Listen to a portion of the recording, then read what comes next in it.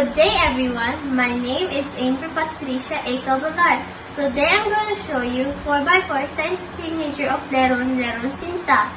I'll teach you how to do the hand sign of Leron Sinta of the time signature.